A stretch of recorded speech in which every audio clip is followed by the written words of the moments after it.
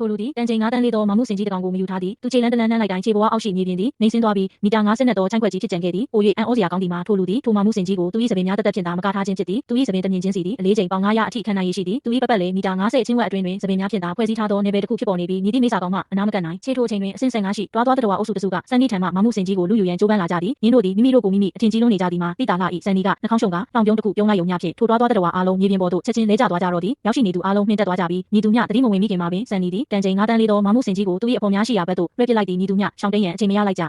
ခြေကန်ကောင်းထောက်မစွာဖြင့်မန်ဆုံရှိနေ၍သာမောင်မှုစင်ကြီးကိုမနိုင်တနိုင်ဖမ်းထိန်လိုက်နိုင်သည်စန်နီကဝင်းဝင်ကြွားကြွားဖြင့်မောင်မှုစင်တကောင်ကိုဖမ်းဖို့လူအများကြီးမလိုပါဘူးငါတယောက်တည်းနဲ့တင်ရတယ်ဟုပြောလိုက်သည်သို့သောမန်ဆုံကစန်နီကိုမင်းခုမထားတာကမောင်မှုစင်ပေါက်စလေးပဲရှိသေးတာငါတို့တကယ်လိုချင်တာကအမိစင်ကြီးကအဲ့ဒီအကောင်ကဒါထက်အစာပေါင်းရာနဲ့ချီပြီးပိုကြီးတယ်ဟုပြောပြလိုက်သည်ထိုစကားကြောင့်တို့ကိုထုတ်ကုန်နှင့်အခြားသူများဆွန့်သွားကြသည်တောင်တလုံးစာလောက်ရှိသောတတော်ဝါကြီးကပင်အကောင်ပေါက်လေးများသာရှိသေးသည်ဆိုလျှင်နေ၏အမိစင်ကြီးသည်ညီမျှပင်ထုတယ်ကြီးမလိုက်မည်ထိုအချိန်မှာပင်6ကန်းပါနှဆိုင်ရာအရက်မှမီတာတောင်းချီမြမသောမောင်မှုစင်ကြီးတကောင်ထွက်ပေါ်လာသည်မြင်းသည်တန်ချိန်10တန်းလေးပြီးပျောက်ဆုံးသွားသောသားသမီးကိုလိုက်လံရှာဖွေနေခြင်းဖြစ်သည်မောင်မှုစင်ကြီးသည်ဒေါသအမျက်ချောင်းချောင်းထွက်လျက်မြင်မြင်သမျှတက်ရှိတတော်ဝါမှန်သမျှကိုနှမောင်းဖြင့်စုပ်ယူပစ်တော်သည်ထိုတတော်ဝါများကိုပြန်လည်မှုတ်ထုတ်လိုက်သည့်အခါတွင်မူအယိုးစုပုံများဖြစ်သာကျန်ရှိတော်သည်ဤအမွေးရှည်မောင်မှုစင်ကြီး၏ခန္ဓာကိုယ်တွင်ယတနာအသားပြတ်မိဟုလူသိများသည့်ကဘာပေါ်တွင်အကောင်းတကအကောင်းဆုံးအရသာရှိသောအသားတစ်မျိုးရှိသည်တခါကဘရင်တစ်ပါးသည်ယတနာအသားကိုရရှိရန်ရဲမဲ့အင်အားတတန်းဦးဆောင်ပြီးလာရောက်တိုက်ခိုက်ခဲ့မှုသည်တင်းထန်လာသောတိုက်ပွဲများပြီးတွင်မှထိုမောင်မှုစင်ကြီးကိုမနေသက်ဖြစ်နိုင်ခဲ့ကြသည်အင်အားကြီးနေသောဘရင်သည်ယတနာအသားကိုတလုံးမျှမြည်စမ်းကြည့်လိုက်ရုံဖြင့်သူ၏ကြွသားများမှာစတိုးကြီးထွားလာပြီးခန္ဓာကိုယ်တွင်မှအတိုင်းအဆမရှိသောခွန်အားများပောက်ကွဲထွက်လာခဲ့သည်သူသည်ကဘာပေါ်တွင်အတန်မာဆုံးလူသားဖြစ်လာခဲ့ပြီးထိုအစွမ်းဖြင့်လူသားလောကတစ်ခုလုံးကိုစိုးမိုးအုပ်ချုပ်ခဲ့သည်ယခုအချိန်တွင်ကဘာကြီးကိုစိုးမိုးရန်ရည်ရွယ်ထားသောမကောင်းဆိုးဝါးဖွဲ့စည်းတစ်ခုသည်ဤရနာအသားကိုလူယူရန်အတွက်ကြောက်မက်ဖွယ်ရာစက်ရုပ်လူသားနှစ်ကြီးတစ်ကောင်ကိုဆေလွတ်လိုက်သည်သို့သောနောက်တစ်စက္ကန့်တွင်အမိစင်ကြီးသည်မီတာတောင်းချီမြင့်သော6ကန်းပါစီသို့ဦးတီကပြေးဆင်းလာတော့သည်တိုကိုနှင့်အခြားသူများမှာထို6ကန်းပါ၏အောက်တဲတဲတွင်ရောက်ရှိနေကြသည်အကယ်၍အေယာမမောင်မှုစင်ကြီးနှင့်တိုက်မိပါကသူတို့အားလုံးချက်ချင်းသေဆုံးသွားကြပေလိမ့်မည်ခြေနေကအလွန်ပင်အရေးကြီးနေသည်တိုကိုသည်သူ၏လက်ဓာတ်ကွက်ကိုအသုံးပြု၍မြေပြင်တွင်နှဆိုင်သောကျင်းတစ်ကျင်းကိုချက်ချင်းတူးလိုက်သည်မောင်မှုစင်ကြီးပြုတ်ကျလာသည့်နောက်ဆုံးအချိန်ပိုင်းလေးတွင်မှသူတို့သည်ထိုကျင်းထဲသို့အချိန်မီပုံကွယ်နိုင်ခဲ့ကြသည်မမျှော်လင့်ပဲထိုမြမြမာသောအရက်မှပြုတ်ကျလာခဲ့တော်လဲအမွေးရှိမောင်မှုစင်ကြီးသည်တစုံတရာထိခိုက်ဒဏ်ရာရခြင်းမရှိခဲ့ချေတိုကိုတူးထားသောကျင်းထဲတွင်စံနှိစပင်များဖြင့်သာခံမထားပေးပါကသူတို့အားလုံးအသားစိမ်းလုံးများကဲ့သို့ကြေမွသွားကြမည်ဖြင့်